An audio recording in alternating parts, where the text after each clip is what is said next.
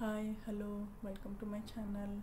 Last ఎపిసోడ్లో మనము multiverse are parallel universes గురించి త్రేతాయుగంలో రాముల వారు హనుమంతుడి మధ్య జరిగిన సంఘటన కథ నుంచి మనం తెలుసుకున్నాం కదా.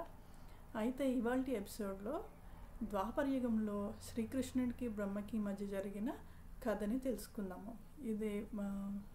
ఈ కథ మనకి అనంత విశ్వాల గురించి చెప్తుంది. మల్టీవర్స్ మల్టిపుల్ యూనివర్సెస్ గురించి.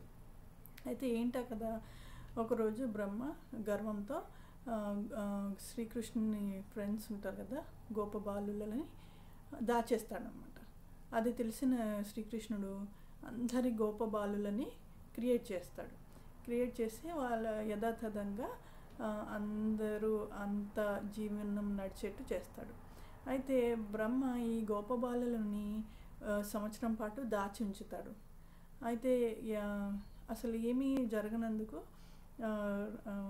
తన దివ్య దృష్టితో తెలుసుకుంటాడు. ఓహో, శ్రీకృష్ణుడు సృష్టించాడా. సో శ్రీకృష్ణుడు తన శరీరం నుంచే ఆ గోపబాలుని సృష్టిస్తాడనమాట అని తెలుసుకుంటాడు. అప్పుడు బ్రహ్మ శ్రీకృష్ణుని దగ్గరకు వచ్చి క్షమించమని అడుగుతాడు. అప్పుడు శ్రీకృష్ణుడు ఏమంటాడంటే, బ్రహ్మ, నువ్వు ఒక్కడివే కాదు, నువ్వు ఒక్క విశ్వాన్ని సృష్టించగలవు.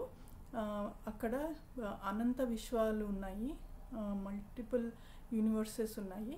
అక్కడ చాలామంది బ్రహ్మలు ఉన్నారు. ఒక యూనివర్స్లో ఒక బ్రహ్మ, అట్లా వేల బ్రహ్మలు ఉన్నారు అని చెప్తాడు.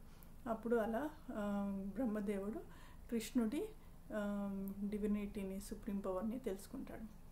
అయితే మరి ఇది ఉట్టి పురాణాలకే పరిమితమా, లేకపోతే మోడర్న్ సైన్స్ దీన్ని యాక్సెప్ట్ చేస్తుందా అంటే, మనము చదువుకుంటున్నాం కదా ఐన్స్టీన్స్ థియరీ ఆఫ్ రిలేటివిటీ, అలాగే వార్మ్ హోల్స్ అని, ఐన్స్టీన్స్ రోజెన్ బ్రిడ్జ్ అని.